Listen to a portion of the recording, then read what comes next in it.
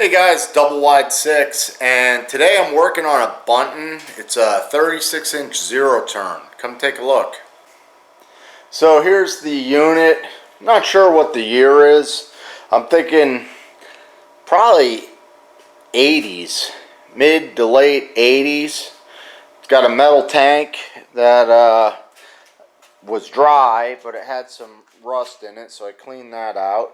But overall, it looks really good. The paint on the deck is pretty much gone, but the rest of it is good. So I don't know if I guess they didn't have powder coating back then, but I don't think I'm gonna paint it. Everything's solid on it. It looks good. It runs fantastic. It's really a nice mower to drive as far as you know, it tracks straight, it cuts well, the engine, it's a Honda, I think it's like on 11 horsepower. So when I got the machine, it just hadn't been running in about 6 years, and the people I got it from really liked it. And in fact, the woman there actually took her picture with it when I was picking it up. And anyhow, right now, all I'm doing is going through. I want to change the blades, and I want to see if I can raise them up a hair. So we're going to sharpen the blades actually and raise them up. I popped the cover off the deck, just take a look under here, and you can see that in the 80s they used to build stuff to last. Real nice heavy pulleys. It's got a nice band brake going around here. That'll stop your blades. All the springs are heavy duty. You got a grease zerk here, grease zerk there. The belts are heavy duty. Look at the guide on that thing. That's an 1/8 inch thick. The metal on the deck is a 1/4 inch thick. Solid as can be. Really well built machine. And we'll take a look under at these blades. These blades, they're high lift blades, and if you look underneath here, it has this plate on here. I have never seen this on any mower. I imagine it helps to create lift, and the spindles are in great shape.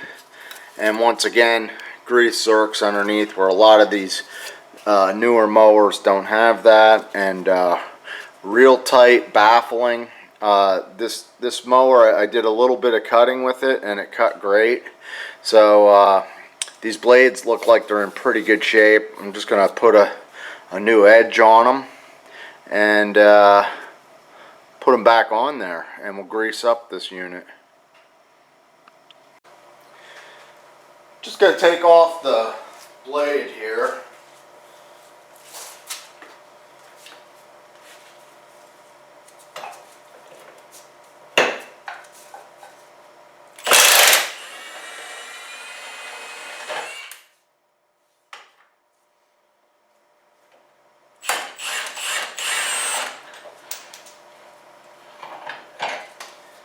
I'll tell you, this electric impact has pretty much replaced my pneumatic one.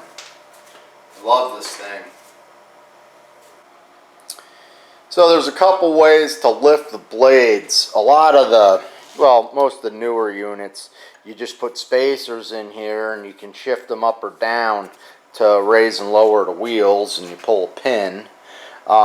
This unit, you just run these bolts out and move this up to whatever setting. They already have it up. I could probably go up another inch on these wheels, but I noticed these front wheels looked high, but the blades were still cutting very low. So on the spindle, has a bolt that runs all the way through, and then they had the blade set on here, and then they had a series of washers. So what I'm going to do is I want to raise the blade up. So we're going to pop off this plate. You got a washer on the bottom, and we're going to go up a 1/2 inch. I'm going to go this way. So this is a 1/2 inch, and then there's an 1/8 or 3/16 And now we'll put on our washer, and then we'll slip this thing back on, and we'll put our blade back on. Come on. And I'm still going to run one spacer there. So we'll do that with each blade and grease this thing up.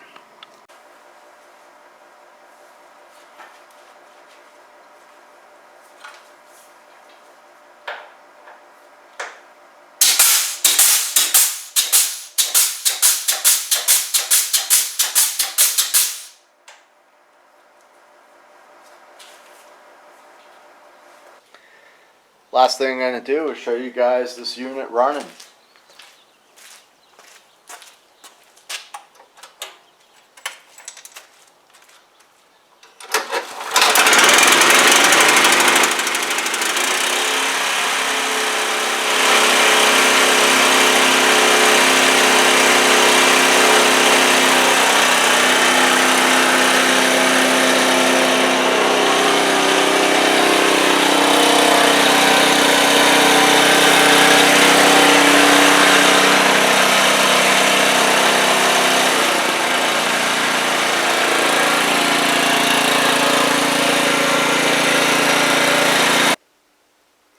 Well, there you go, guys. You got to see the Bunton in action, and I got to tell you, I like these Honda engines. They start easy. This one's rated at 11 horsepower, and it starts right up first pull, and just sounds great.